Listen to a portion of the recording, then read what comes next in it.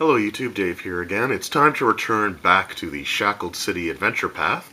Where we last left off, the Lord of the Demon Scar, the Glabrezu Nabatheron, has been vanquished by the heroes. The paladin Alaturcival, who they were sent to rescue, unfortunately did not survive the ordeal, and the heroes are haunted by his dying words. His words were a warning that to re-enter Cauldron or return to Cauldron now would be to invite their own deaths, and that they should seek out the sign of the smoking eye. The characters, having traveled through a one-way portal, find themselves in a desert some 500 miles away from Cauldron, with little or no bearing on where exactly they are or how to get home anyway. So what is the sign of the seeking eye, and what role will that play in the campaign as it unfolds? Well, we're about to find out, because this issue of Dungeon that we're looking at contains the adventure The Test of the Smoking Eye. So I'll go over an overview of what's in this adventure and then give it my final thoughts. Alright, so The Test of the Smoking Eye was featured in Dungeon Magazine issue 107 from February 2004. It is designed for a group of 4 10th level characters and has the potential to let the player characters reach 12th level by the adventure's conclusion. In this adventure, we are going to actually travel to the Abyss, to one of the most unique and interesting layers of the Abyss, in my opinion. We'll learn a little bit more about that in a moment, but this layer of the Abyss is integral to what happens in this particular adventure.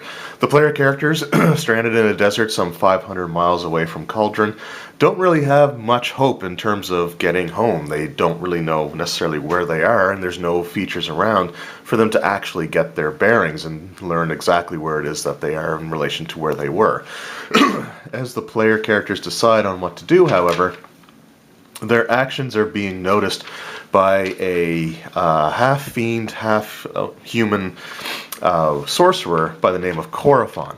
Coraphon, hearing Alaturcival's final words through a carefully placed scrying spell, decides that the player characters might be the key to him achieving his own goals. His own goals being to become the ruler of the layer of the Abyss known as Occipitus. So, with this in mind, he needs to find a way for the character to earn the character's trust, and to do that, he actually summons a group of Babao demons, which I think are generally referred to as like assassin demons, and just to attack the party. And a couple rounds after these demons start attacking, Coraphon makes his entrance and tries to win over the player character's trust, saying that he was sent by the Smoking Eye. That he represents the Smoking Eye, and that the player characters are, prophesized to be important to the layer of the Abyss known as Occipitus. So, what is Occipitus? It is I believe it's the 507th layer of the Abyss, and it was the former domain of a fallen planetar, a celestial by the name of Adamarcus. And Adamarcus was basically a general for the Celestial Army, who battled with the demons to the point where, he was dealing with the demons so much he slowly became corrupted by them. Adamarcus actually launched an attack on Celestia, and the only way for the Celestials to repel the invasion was to actually discard and cast out the parts of Celestia that were occupied by Adamarcus and his forces into the Abyss, and that's what created the layer of Occipitus. Because there's chunks of Celestia actually in Occipitus itself, most demons actually view the layer as being haunted. So Coraphon explains to the player characters that he, wishes to cleanse the layer of Occipitus of all evil and to restore the pieces of Celestia that were discarded into it. And that the player characters are going to be very, very important and integral to that. And now, obviously, he's hiding his true intentions, his true desires, and he does so by kind of wording his answers very carefully so that there is a hint of truth to them, so that it's not, he's not bold-facedly lying. One of the things that the player characters might discover is that he is using illusion magic to mask his true form. But I'm going to talk a little bit more about that shortly later. Now, what he explains is that the characters will need to go through and complete the test of the smoking eye. And the test of the smoking eye was a series of tests that were left behind by Adamarcus to choose a successor to rule the lair of Occipitus itself. He mentions that he attempted the first test, which was to enter a cathedral that was once part of Celestia. There he had to choose between two different doors, and the correct choice would be to fight a demon, a Bebelith demon, which is this large spider-like demon. He was unable to vanquish the Bebelith, however, and is no longer able to retry. So he basically says that the characters would be the ones needed to defeat this demon. The characters make their way to the Cathedral of Feathers, but not before discovering just how creepy and bizarre Occipitus is. So here's the map of Occipitus. And you can see like this just large skull-like formation in the center of it. And if you look at some of the names, you got like Plain of Sis, Tremor Zones, Fibrous Forest, Celestial Rubble. So what Occipitus is, it's almost essentially the layer of the abyss that's kind of trapped inside of a bowl. Along the outskirts here are just these sheer vertical mountains. Coming out of the eye itself is this like geyser of these like plasm-like creatures or objects, whatever they are. And these plasms, which can cause quite a bit of damage if the player characters actually come into contact with them, they actually rise up out of the eye of the skull and start to form almost a lid to this bowl. When the characters arrive in Occipitus, with Corophon explaining that he can plane shift them back home once they complete their tasks, once they arrive, they notice that the ground, instead of it being like solid ground that you would expect, it's kind of this soft, spongy, almost fleshy-like substance. In places where the ground has been ripped open, instead of, just having this little chasm form, it almost looks like a cut into flesh, and you see like blood-like substance coming out, and that there's tumors and ulcers and stuff kind of scattered all throughout the land. The characters make their way to the Cathedral of Feathers, where they clear out whatever inhabitants are currently there, also probably trying to take the test that was left by Adamarcus. And Adamarcus, the only thing that is really known about him is that he's a fallen celestial who disappeared some 50 years ago and hasn't been seen since. The characters then make their way down to where the first test is. This is the test, I believe, the test of judgment. Yeah. So a greater mummy appears and explains to them what the tests are. He says, to the north door lies the Thathnak the Bebelith, and to the south is a celestial. Said that, in order to complete the test, you must choose the right door, slay the inhabitant behind it, and then claim their prize on the other side. So the proper thing to do, which Corophon does explain to the player characters before they actually reach this part of the test, is that the correct choice is to fight and slay the Bebelith. Now, while the characters are going through the Cathedral of Feathers, because it's in structure that actually existed in Celestia and is more or less intact, I mean, it's definitely suffered quite a bit of damage, as the characters enter, they actually start to experience what are called celestial flashbacks. This is where the Cathedral of Feathers itself is trying to remember what life was like for it when it existed in Celestia. So as the characters kind of make their way through, there are certain times while they're fighting or just while they're exploring, that all of a sudden the cathedral appears to be completely whole. So any damage that was, that they experienced or that they saw is completely undone. Walls are full, the ceilings are intact. Instead of the sounds of like the plasms being spewed out of the eye or just the eerie silence of this layer of the abyss, they hear the sounds of like birds chirping, and if they look out the windows, they actually see what looks like just this lovely lush green field. Now, of course, that's sort of an illusion, but it's still kind of interesting. It's sort of like a dual aspect to this location. As the characters complete other tests of the Smoking Eye, if they were to return here, they notice that the celestial flashbacks happen with more and more frequency.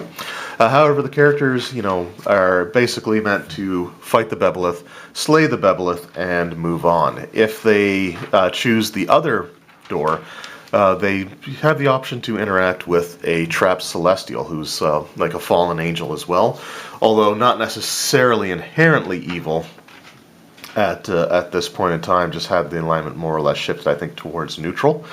However, if the characters, again, choose that door and try to claim their prize without slaying the Bebelith, then they're basically directed to go back and fight and kill the Bebelith. Their prize for achieving this is a lantern that's attached to a chain. The chain itself is actually attached to but I think it's like a 2-foot pole.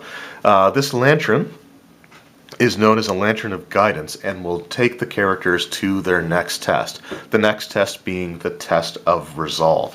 The Test of Resolve is probably the most interesting of all the tests, of the 3 tests that are actually in here. Because this one, the player characters aren't actually guided at all as to what they need to do, and the name of the test doesn't actually necessarily accurately convey 100% what it means. So the characters, the lantern will point them in certain directions and will actually guide them through this sort of maze-like path.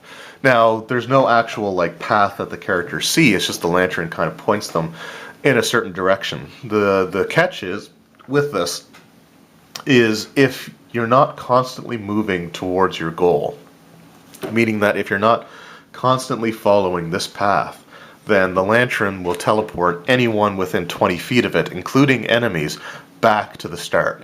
So what the characters have to do is whoever's holding the lantern has to be moving at least 15 feet down the path each round.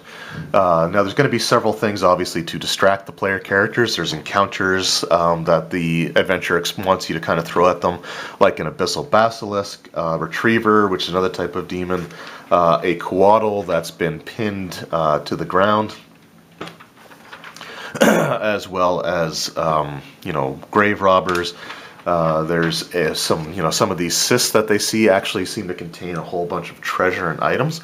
And basically, because again the characters don't know exactly what they need to do, it becomes very easy for them to kind of either wander off the path or not make the right amount of progress. So it's likely that as combats break out, or as they get distracted by these magic items, these riches that are being contained within these cysts, that they're going to get teleported back to the beginning at least a couple of times before finding out what happens.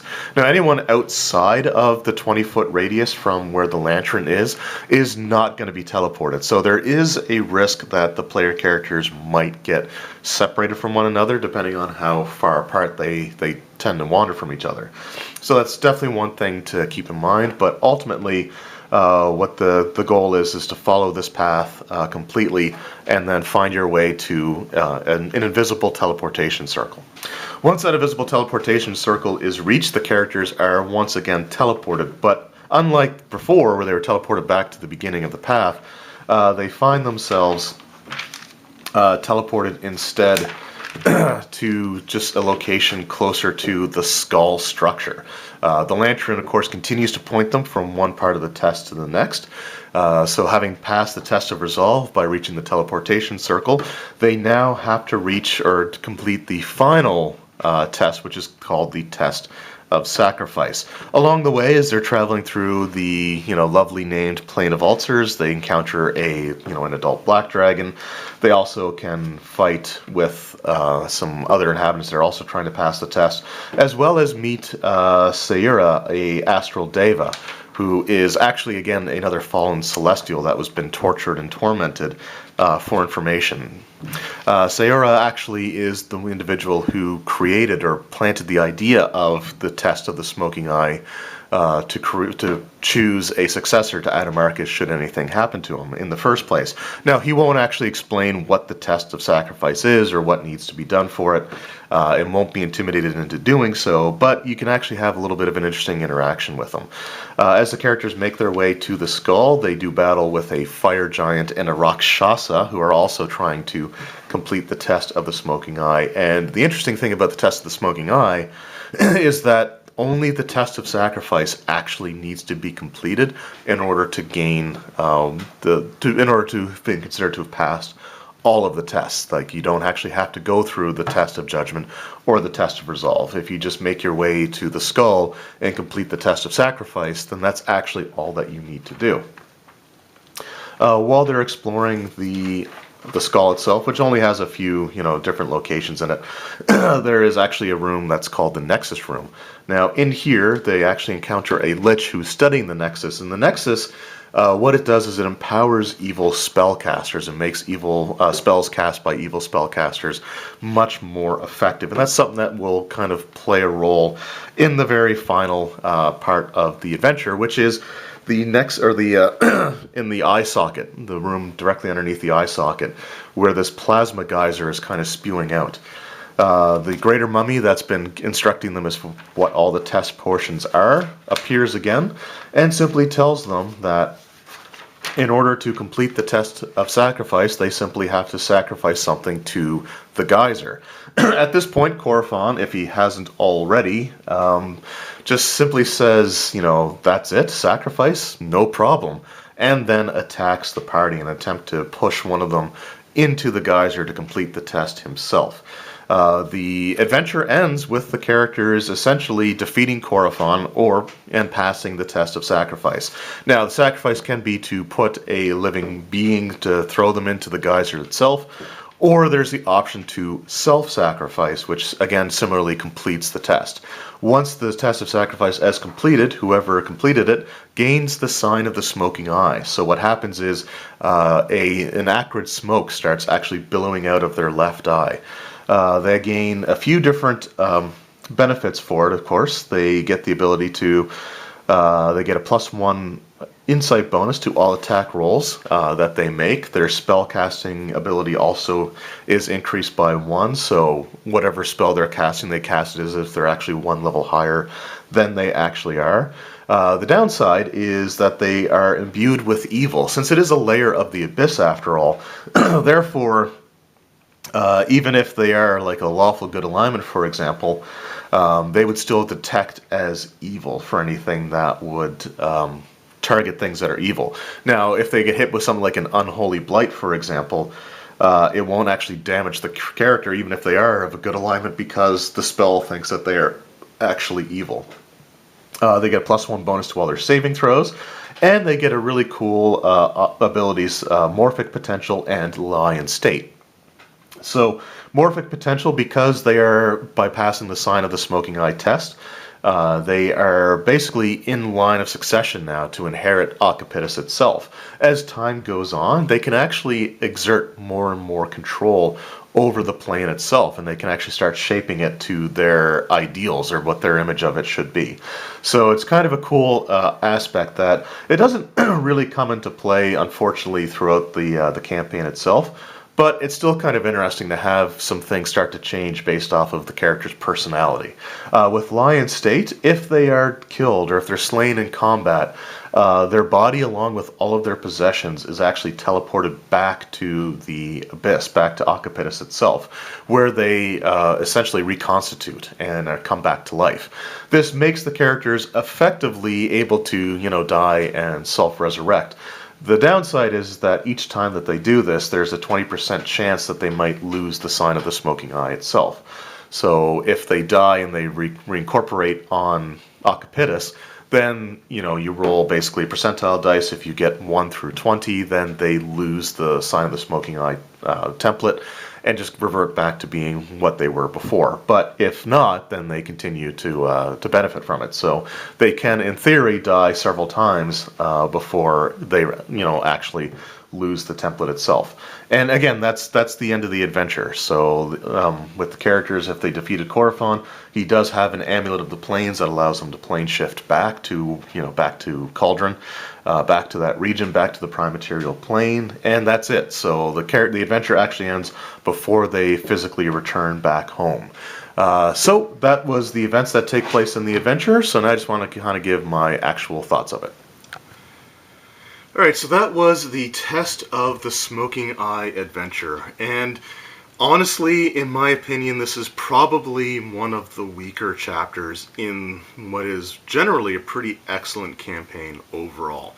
Now, don't get me wrong, the location of Occipitus is probably my favorite location in the entire campaign. I just like the idea of this layer of the abyss that demons think is haunted because there's parts of Celestia in it. It's just a really cool idea, it's really kind of creepy and disturbing to describe, as the characters feel like they're walking on flesh rather than solid ground. It's like this soft, kind of spongy, leathery, ground that they're on. And anywhere that it gets cut or ripped open, then instead of just having like dirt, for example, it's actually like blood. It's a really, really awesome concept. The location of the Cathedral of Feathers, again, is a really cool place.